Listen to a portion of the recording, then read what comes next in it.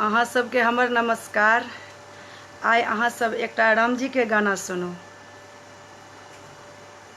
जिया बसु हिया बसु श्यामला पहुन माराम, हिया बसी गेल तोरे मंद मुस्कन माराम, हिया बसी गेल तोरे मंद मुस्कन माराम, हिया बसी गेल।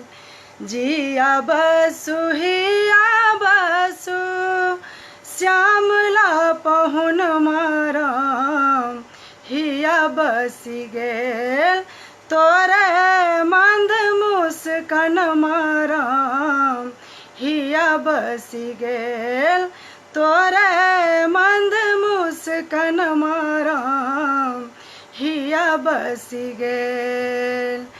कारी घुंघरा रे कैस मोरिया सुहन मा दुल्हा, मोरिया सुहन माराम, हिया बसी गेल तोरे भाल के चंदन माराम, हिया बसी गेल तोरे भाल के चंदन माराम, हिया बसी गेल तोरे मंद मुस्कन माराम, हिया बसी गेल।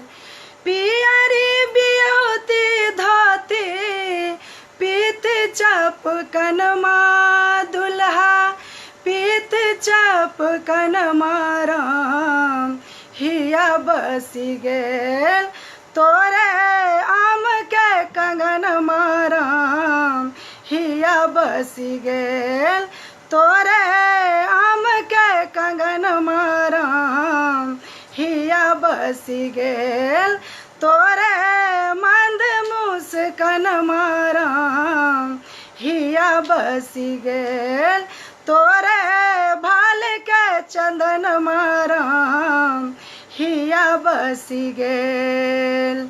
सिया जी कुमुदनी संग में नहिया जुरन मा दुल्हा, नहिया जुरन माराम, हिया बसी गेल सखी स्नेह के जीवन माराम, हिया बसी गेल सखी स्नेह के जीवन माराम, हिया बसी गेल तोरे मंद मुस्कन माराम, हिया बसी गेल सखी स्नेह के जीवन माराम, हिया बसी गेल।